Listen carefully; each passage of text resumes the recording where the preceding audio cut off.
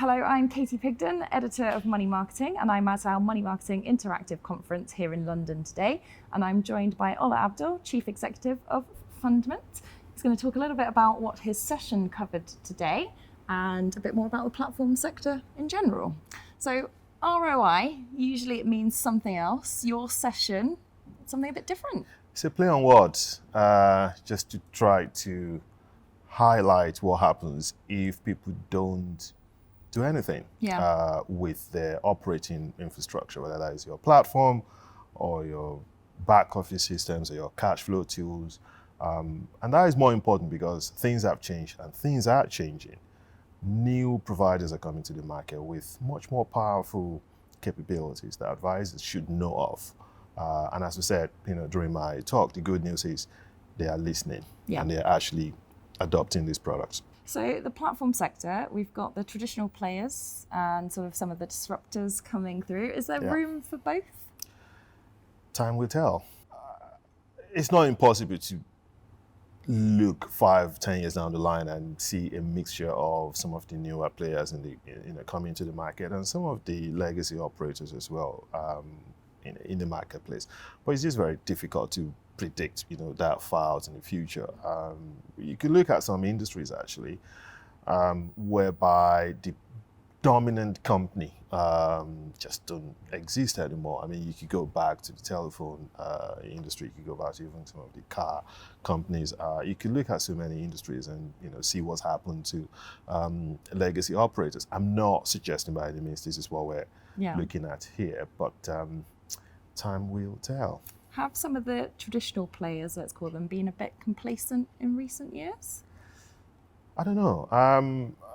I think technology is not something that you can, I think, begin to just switching it off if it's not a core part of your culture as a firm. It's got to be there within the company. It's got to be what the company is built on. It's got to be there in a way, one of their core mission, which is to deliver very powerful technology to advance the experience for their users. And if you really think that is not something that the company should take 100% ownership for, then I don't know, perhaps that means you're not in the right industry. So do the legacy operators, have they been complacent? I don't know. I would argue from our standpoint anyway, that the technology that you need, which is a core part of the business of a platform, should be something that they own 100%. Have financial services in general been too slow to adopt new technology coming in? That is the general views, but if you look at some aspect of financial services, they've actually seen very, very strong adoption. Payments, everyone can tell you, payments is now, 10, 20, 30 years, further than they were. Even 5 years ago, you now use your Apple Pay, to, carry out, much bigger transactions than before. You could travel very easily with it. In most cases, I actually go through months without having a need for my wallet. So payments have, seen a lot of innovation. Foreign exchange, you've seen a lot of companies are coming to this space, and they've also evolved that market. Digital banking is gone up in leaps and bounds. So hopefully we'll see the same in the platform market. Are there any other sectors that you're looking at their technology so you can introduce it into the platform space?